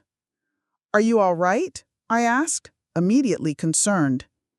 "Just a twinge," he assured me, but his face was pale. "Let's sit for a minute." We found a bench overlooking the ocean. Richard's breathing gradually steadied, but I noticed him wincing occasionally. "We should call Dr. Patel," I said, referring to the cardiologist who had monitored Richard since his shooting. The bullet that had damaged his lung had also caused some cardiac issues that required ongoing care. "It's nothing," Richard insisted, "just overdid it a bit." But I was already dialing. My teacher's voice, the one that had quelled rowdy third graders for decades, brooking no argument. Dr. Patel managed to see us that afternoon. After an examination and several tests, his expression grew serious. "There's some irregularity in your heartbeat, Richard," he explained, "and your latest blood work shows elevated markers that concern me. I'd like to do an angiogram to see what we're dealing with." 2 days later, we had our answer. 3 of Richard's coronary arteries showed significant blockage. He would need bypass surgery. "Given your history, the previous chest trauma, your age, there are risks," Dr. Barrett explained carefully. "But without intervention, the risk of a major cardiac event is substantial." Richard listened calmly, asking detailed questions about the procedure, recovery time, success rates. Ever the science teacher, seeking data to make an informed decision. In the car afterward, however, his composure cracked. "I just found my way back to you," he said, voice breaking. "I can't bear the thought of leaving you again." I reached across the console to take his hand. "You're not going anywhere. We're facing this together, just like we promised." The surgery was scheduled for the following week. Michael arrived the night before, staying at our house, to drive us to the hospital at the early hour required. That evening after dinner, Richard excused himself to his workshop. He emerged an hour later with a sealed envelope, which he handed to me. "Just in case," he said quietly. I knew without asking what it contained. A letter to be read if he didn't survive the surgery. I set it aside, unwilling to acknowledge the possibility. "You will be giving this back to me unopened," I said firmly. The morning of the surgery dawned clear and cool. At the hospital, we went through the familiar ritual of check-in, pre-op preparation, consultations with various members of the surgical team. When it was time for Richard to be taken to the operating room, I leaned over to kiss him, trying to memorize every detail of his face. The soft white hair, the lines around his eyes from decades of laughter, and the small scar on his chin from a childhood fall. "I'll be waiting," I promised. "I know," he said, his eyes holding mine. "You always have been." The hours that followed were among the longest of my life. Michael and I sat in the waiting room, attempting small talk, scrolling mindlessly through our phones, counting ceiling tiles, anything to distract from the clock that seemed to move in slow motion. Near the 4-hour mark, when the surgery should have been concluding, a nurse appeared. "Mrs. Wilson?" "The doctor would like to speak with you." My heart stuttered. Why wasn't the surgeon coming to the waiting room as planned? Why this private conversation? Michael squeezed my hand. "I'm coming with you." We followed the nurse to a small consultation room. Dr. Barrett, the cardiac surgeon, was waiting, still in his surgical cap, though he'd removed his gown. "Mrs. Wilson," he began, and I braced myself for the worst. "Your husband's surgery is complete. We successfully bypassed all 3 blocked arteries." Relief flooded through me, but the surgeon's expression remained serious. "However," he continued, "we encountered some complications. Richard's heart rhythm became erratic during the procedure. We've stabilized him, but he's currently requiring more support than we'd typically expect at this stage." "What does that mean?" Michael asked. "It means we're watching him very closely. The next 24 to 48 hours will be critical." Richard was transferred to cardiac intensive care, a maze of monitors, tubes, and equipment surrounding his still form. His face was pale, a breathing tube obscuring his features. This was worse than after the shooting, when he'd at least been breathing on his own by the time I was allowed to see him. "Talk to him," the ICU nurse encouraged. "He can hear you, even if he can't respond." So I talked. I reminisced about our first date to the university planetarium, how he nervously pointed out constellations, impressing me with his knowledge of the night sky. I reminded him of our honeymoon camping trip, when it had rained for 3 days straight, and we'd played Jim Rummy in our tiny tent, laughing at our misfortune. I spoke of our life in Charlotte, raising Michael, building our careers, planning for a retirement that had taken such an unexpected turn. And I talked about our future, the trip to the Grand Canyon we'd been planning, the woodworking classes Richard wanted to take, Danny's high school graduation, still a few years away. "We have so much left to do," I whispered, holding his limp hand. "So don't you dare think about going anywhere." Night fell. Michael insisted I go home to rest, promising to stay with Richard. I refused. I had spent 3 years sleeping without my husband beside me. I wouldn't leave him now when he needed me most. The night was long, punctuated by the soft beeping of monitors and the quiet efficiency of nurses checking vital signs. Sometime after midnight, an alarm sounded, bringing staff running. I was ushered from the room as they worked over Richard, their urgent voices barely audible through the closed door. 20 minutes later, Dr. Barrett emerged, looking tired but relieved. "We've stabilized him again. His body is struggling to maintain regular heart rhythm, but we've adjusted his medications, which seem to be helping." "Will he—" I couldn't finish the question. The surgeon placed a gentle hand on my shoulder. "Richard is fighting, Mrs. Wilson, and from everything you've told me about him, he's not a man who gives up easily." Morning brought subtle improvements. Richard's color was better, some of the support equipment had been removed, and the nurses spoke optimistically about his vital signs.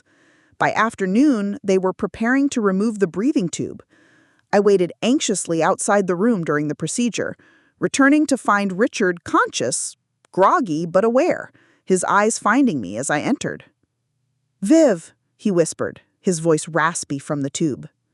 "I'm here," I said, taking his hand, "right where I belong." Over the next few days, Richard's recovery progressed steadily.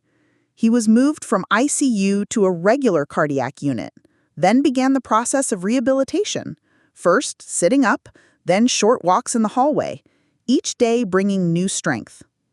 Michael returned to Charlotte once Richard was out of danger, promising to bring Danny for a visit when Richard was feeling stronger.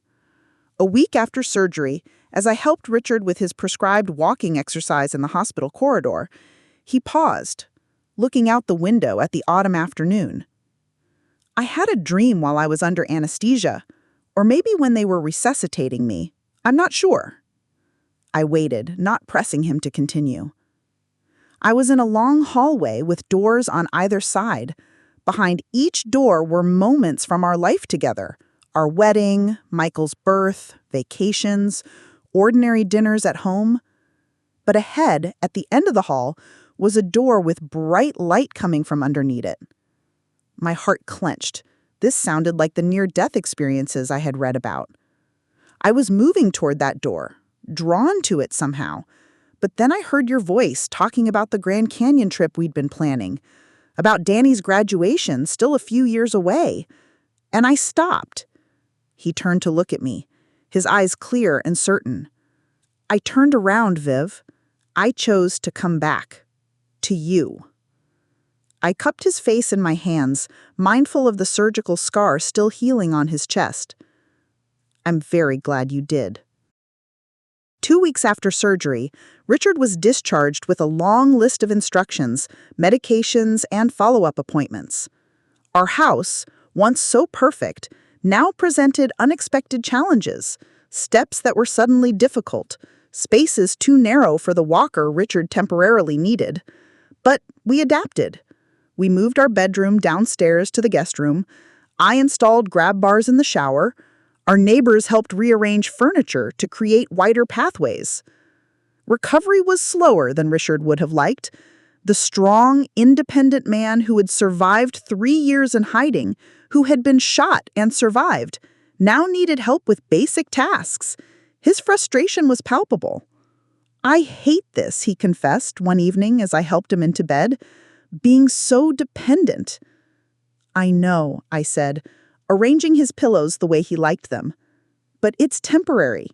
And besides, you took care of me for decades. My turn now. He managed a small smile at that. I suppose we did promise in sickness and in health. Twice, I reminded him, referring to our beach vow renewal, so you're doubly obligated to let me fuss over you. As weeks passed, Richard grew stronger. The walker gave way to a cane, then to cautious steps on his own. His follow-up appointments brought encouraging news about his heart function. By Christmas, he was well enough for a carefully planned visit from Michael, Sarah, and Danny. On Christmas Eve, as our family gathered in our living room, I noticed Richard watching us all with an odd expression, part wonder, part gratitude. "What are you thinking?" I asked quietly, sitting beside him on the sofa. "That I almost missed this," he said, nodding toward Danny and Michael, who were engaged in a good-natured argument about a video game. "But you didn't," I reminded him. "No." He took my hand. I turned around. I chose this, all of it, even the hard parts, and I'd make the same choice again. After the holidays, as winter settled over our coastal town with mild temperatures and occasional rainstorms, Richard and I began to find a new rhythm. His recovery continued to progress. My role as caretaker gradually eased. We started taking short walks on the beach again, though nothing like our previous long strolls. One evening, in late January, Richard surprised me by setting the dining room table with our good china and lighting candles. "What's the occasion?" I asked, coming in from the garden where I'd been cutting back perennials for spring. "Sit down," he said, pulling out my chair. "I want to talk to you about something." He served a simple meal: baked fish, roasted vegetables, a glass of white wine that his cardiologist had reluctantly approved in moderation. When we'd finished eating, he reached across the table for my hand. "I've been thinking about what comes next," he said. "Next?" "With my health, with us, with our life together." He paused.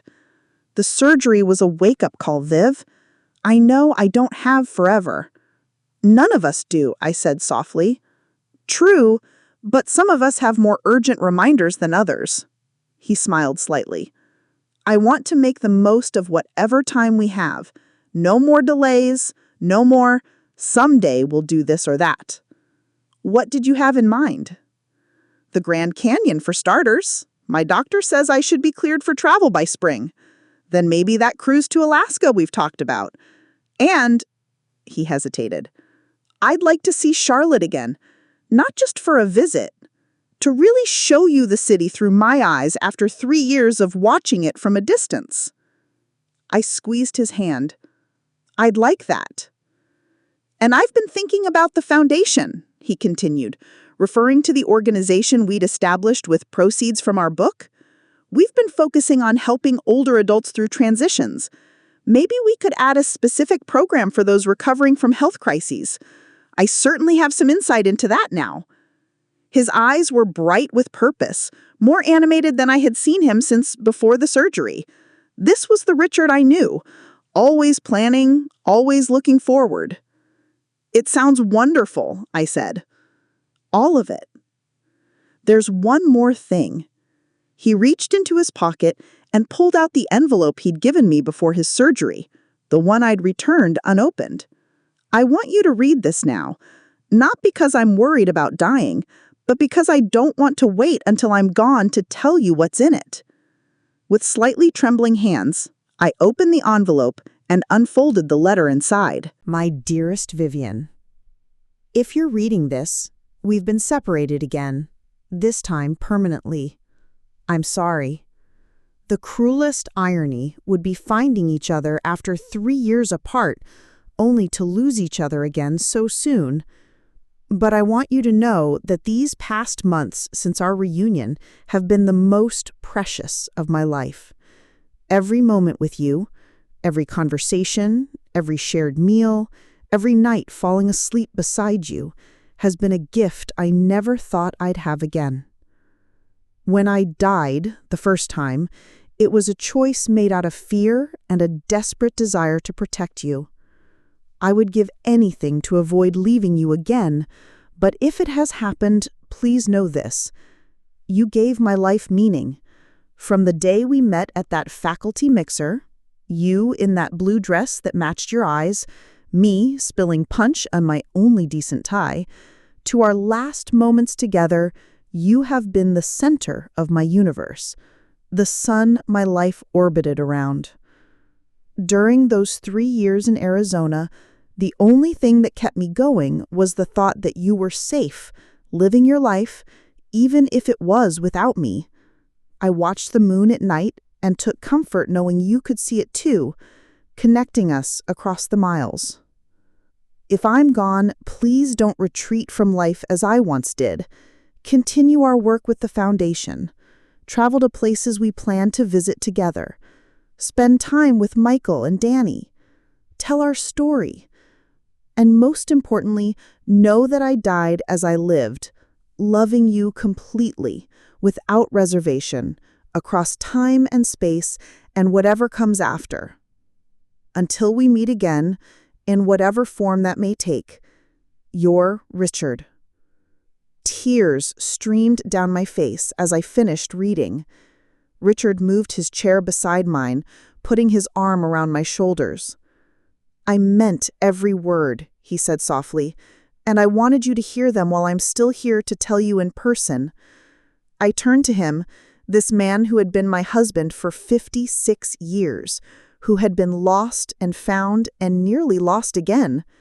"I love you," I said simply, the only words that seemed adequate. "I know," he replied, echoing my certainty. "I've always known." That night, as we lay in bed listening to the distant sound of waves breaking on the shore, I thought about the strange journey that had brought us to this moment. The altered photographs that had led me to Arizona, the reunion that had nearly ended in tragedy, the heart surgery that had brought us face to face with mortality once again. "Richard," I whispered, not sure if he was still awake. He murmured. "When you saw that light at the end of the hallway, what do you think it was?" He was quiet for so long I thought he might have drifted off. Finally, he spoke. As a science teacher, I should say it was just neurons firing as my oxygen-deprived brain shut down, a physical reaction, nothing more. "But," I prompted, hearing the qualification in his tone. "But as a man who has seen enough of life's mysteries to know how little we truly understand," he shifted to face me in the darkness. "I think it might have been a doorway to whatever comes next. And you chose not to go through it?" "Not yet," His hand found mine under the covers. Not while you were still on this side. I nestled closer to him, reassured by the steady rhythm of his breathing, the solid presence of him beside me. Whatever doorways awaited us in the future, we would approach them as we had faced everything else, together. In the morning, Richard surprised me by suggesting we walk to the small cafe at the edge of town for breakfast, the longest outing he had attempted since his surgery. "Are you sure you're up for it?" I asked, concerned about the distance. "We'll take it slow," he said, determination in his voice, "and I'll bring my cane just in case." The January day was crisp but sunny, perfect for a gentle walk. We moved at a leisurely pace, Richard stopping occasionally to rest, but insisting on continuing. At the cafe, we claimed a table by the window overlooking the harbor, watching fishing boats heading out for the day's catch. "I've been thinking about Danny's essay," Richard said as we waited for our food. "The Strangers in the Photographs. It's an apt title, isn't it?" I nodded, remembering our grandson's insightful words about how people can become strangers to each other through separation and change. "We're not the same people we were before all this happened," Richard continued. "I'm not the same man who disappeared 3 years ago. You're not the same woman who grieved me." "No," I agreed. "We're not." And yet, he smiled, the morning light illuminating his face. Here we are, finding our way forward together. Our food arrived, blueberry pancakes for Richard, an indulgence his doctor would probably frown upon, and oatmeal with fresh fruit for me. As we ate, I thought about the many mornings we'd shared over 5 decades of marriage, rushed weekday meals before work and school, lazy weekend brunches, anniversary celebrations at fancy hotels. "What are you smiling about?" Richard asked. "Just thinking about all the mornings we've had together and all the ones still to come." After breakfast, we walked slowly back towards home, pausing at a bench overlooking the ocean.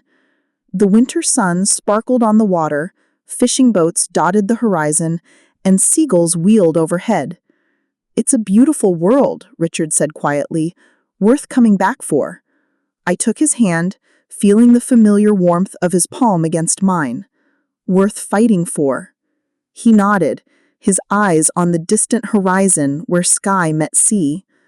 The strangers in the photographs found each other again and discovered they weren't strangers after all. "Just travelers," I said, completing the thought we'd shared before, finding their way home.